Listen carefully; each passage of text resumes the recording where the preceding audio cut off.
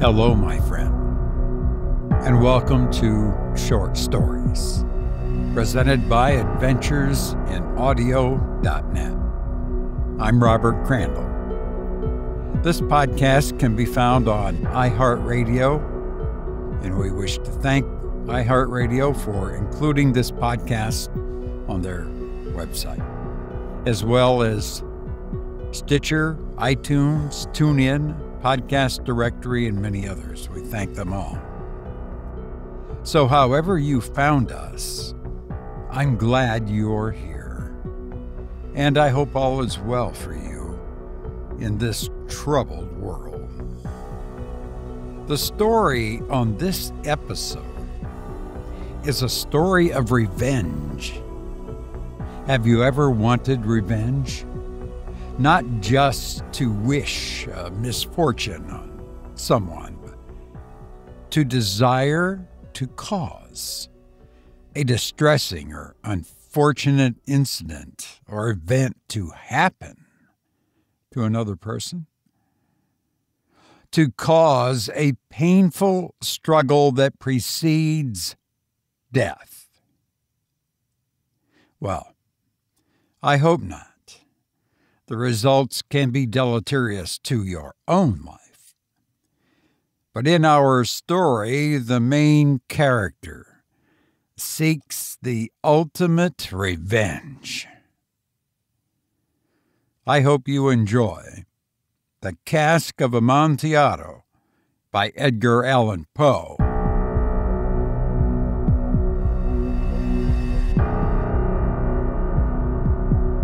The 1,000 injuries of Fortunato I had borne as best I could. But when he ventured upon insult, I vowed revenge. You who so well know the nature of my soul will not suppose, however, that gave utterance to a threat. At length, I would be avenged. This was a point definitely settled, but the very definiteness with which I was resolved precluded the idea of risk. I must not only punish, but punish with impunity. A wrong is unredressed when retribution overtakes its redresser. It is equally unredressed when the avenger fails to make himself felt as such to him who has done the wrong. It must be understood that neither by word nor deed had I given Fortunato cause to doubt my goodwill. I continued, as my wont, to smile in his face, and he did not perceive that my smile now was at the thought of his immolation. He had a weak point, this Fortunato, although in other regards he was a man to be respected and even feared. He prided himself on his connoisseurship in wine. Few Italians have the true virtuoso spirit. For the most part, their enthusiasm is adapted to suit the time and opportunity, to practice imposture upon the British and Austrian millionaires. In painting and gemmery, Fortunato, like his countrymen, was a quack. But in the matter of old wines, he was sincere. In this respect, I did not differ from him materially. I was skillful in the Italian vintages myself, and bought largely whenever I could. It was about dusk, one evening during the supreme madness of the carnival season, that I encountered my friend. He accosted me with excessive warmth, for he had been drinking much. The man wore motley. He had on a tight-fitting party-striped dress, and his head was surmounted by the conical cap and bells. I was so pleased to see him that I thought I should never have done wringing his hand. I said to him, "My dear Fortunato, you are luckily met.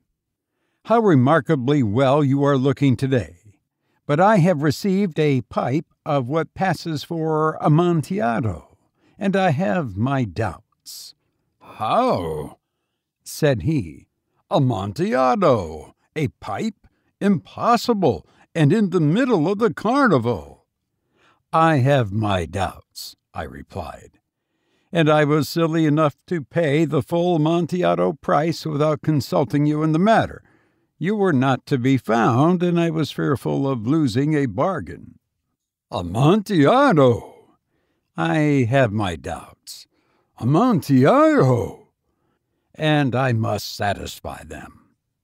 "Amontillado!" "As you are engaged, I am on my way to Lucchese. If anyone has a critical turn, it is he. He will tell me, 'Lucchese cannot tell Amontillado from sherry.' And yet some fools will have it that his taste is a match for your own." "Come, let's go." "Whither?" "To your vaults." "My friend, no, I will not impose upon your good nature. I perceive you have an engagement. Lucchese—" "I have no engagement. Come." "My friend, no, it is not the engagement, but the severe cold with which I perceive you are afflicted. The vaults are insufferably damp, and they are encrusted with nitre." "Let us go, nevertheless. The cold is merely nothing. Amontillado, you have been imposed upon. And as for Lucchese, he cannot distinguish sherry from Amontillado."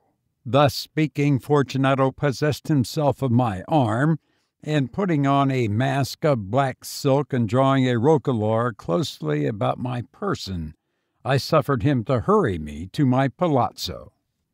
There were no attendants at home. They had absconded to make merry in honor of the time. I had told them that I should not return until the morning, and had given them explicit orders not to stir from the house. These orders were sufficient, I well knew, to ensure their immediate disappearance, one and all, as soon as my back was turned. I took from their sconces 2 flambeaux, and giving one to Fortunato, bowed him through the several suites of rooms to the archway that led into the vaults. I passed down a long and winding staircase, requesting him to be cautious as he followed. We came at length to the foot of the descent, and stood together upon the damp ground of the catacombs of the Montresors. The gait of my friend was unsteady, and the bells upon his cap jingled as he strode. "The pipe," he said. "It is farther on," said I. "But observe the white web work which gleams from these cavern walls." He turned towards me and looked into my eyes with 2 filmy orbs that distilled the rheum of intoxication. "Nitor?" he asked at length. "Nitor," I replied. "How long have you had that cough?"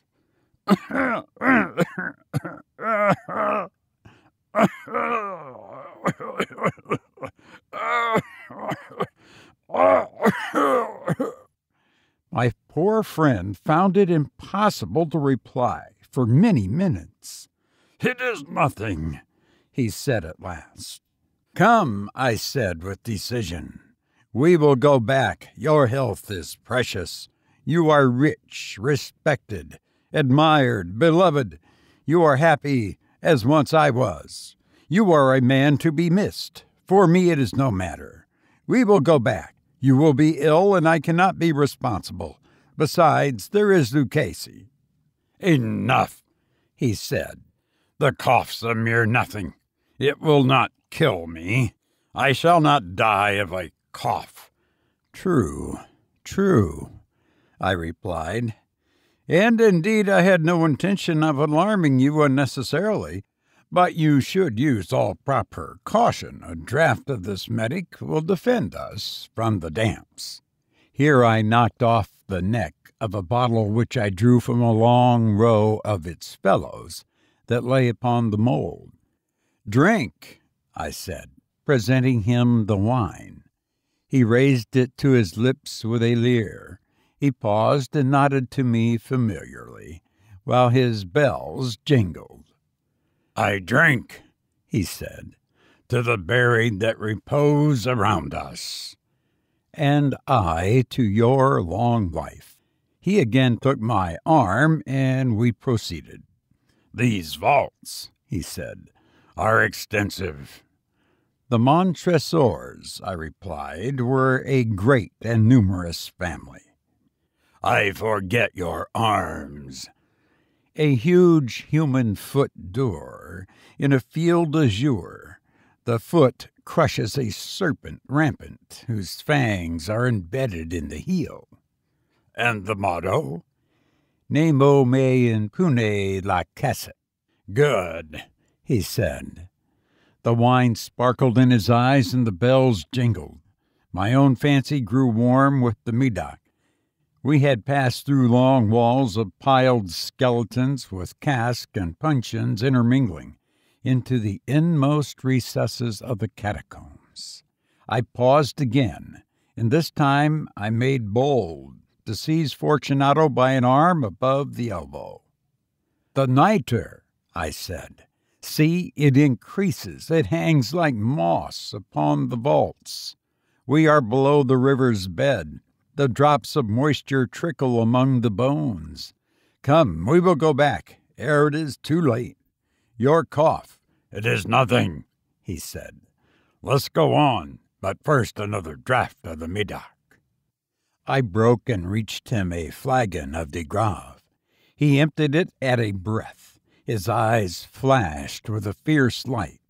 He laughed and threw the bottle upwards with a gesticulation I did not understand.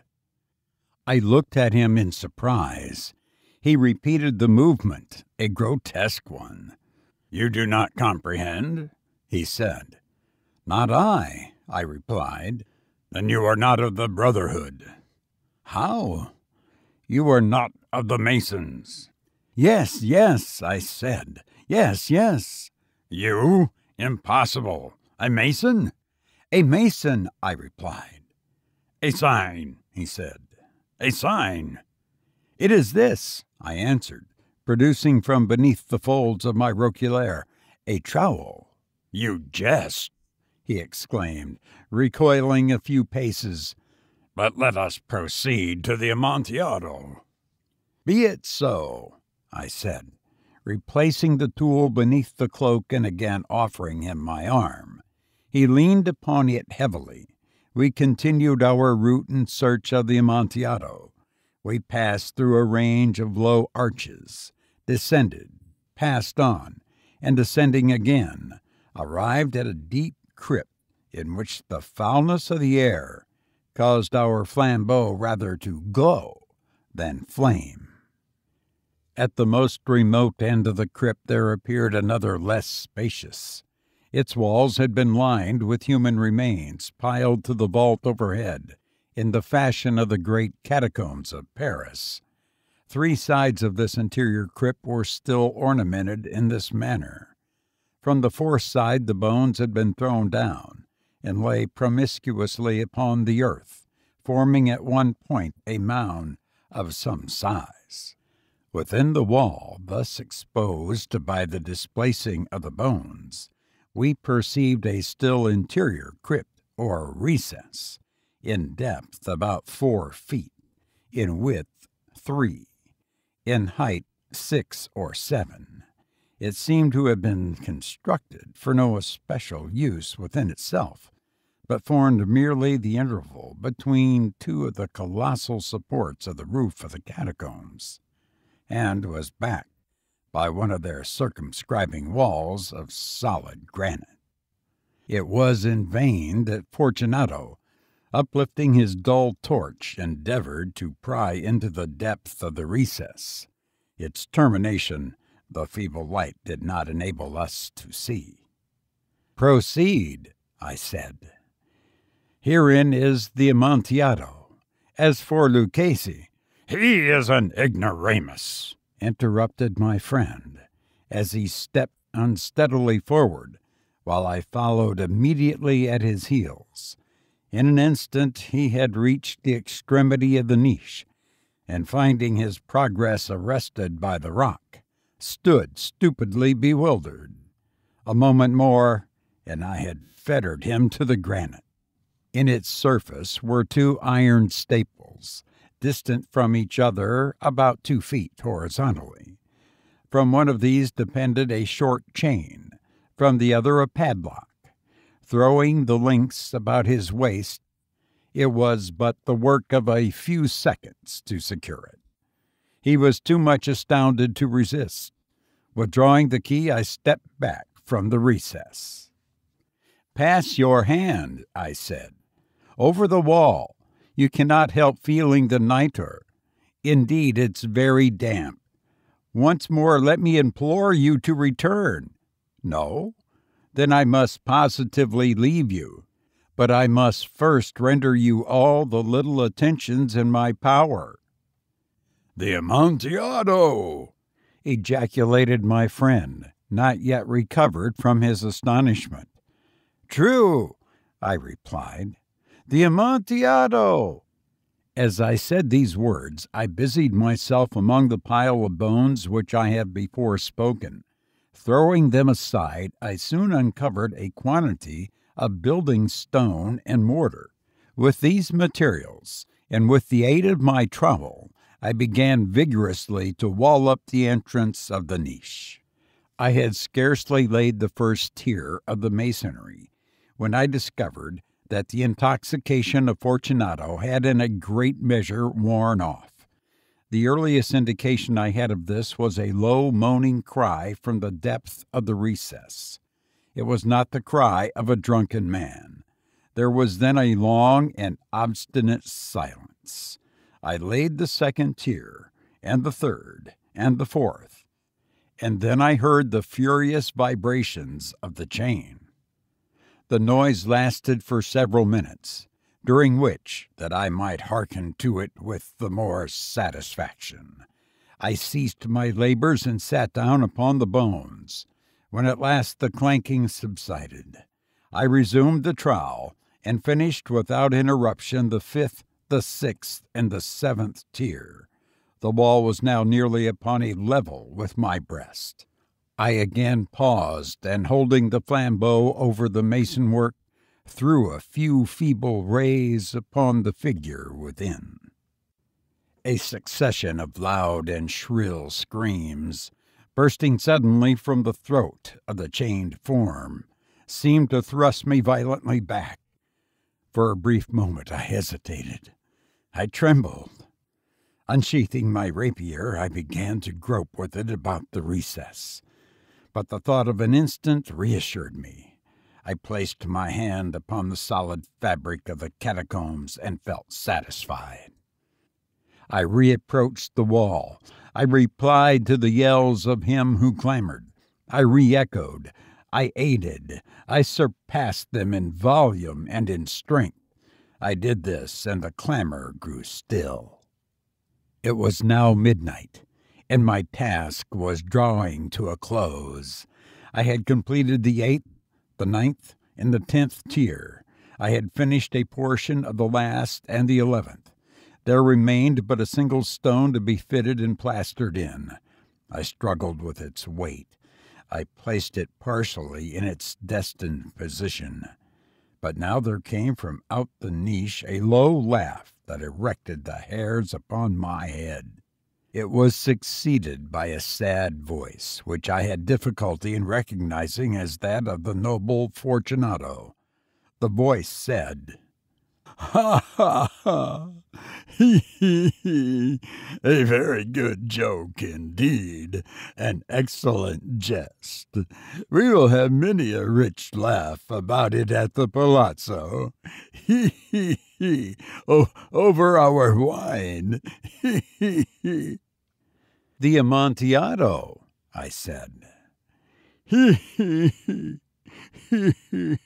Yes, the Amontillado. But is it not getting late? Will not they be awaiting us at the palazzo, the Lady Fortunato, and the rest? Let us be gone."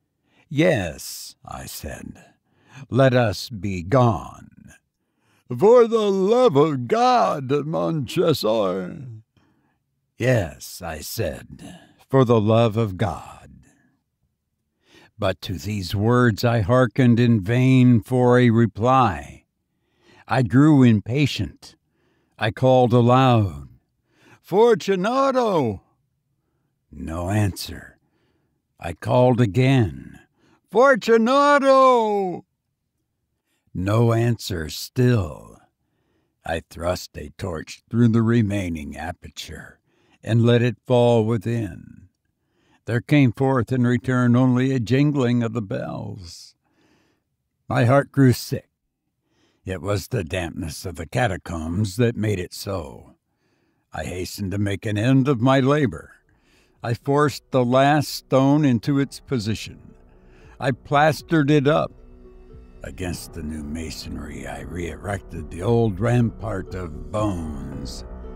For the half a century, no mortal has disturbed them.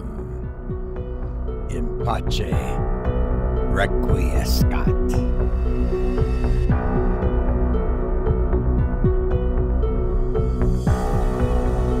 You've been listening to The Cask of Amontillado by Edgar Allan Poe. I hope you have no revenge in your heart, but only all the blessings the cosmos can bestow. I've enjoyed being with you, and now it is time I must leave. And I hope to be with you again soon. Please take care. Thank you.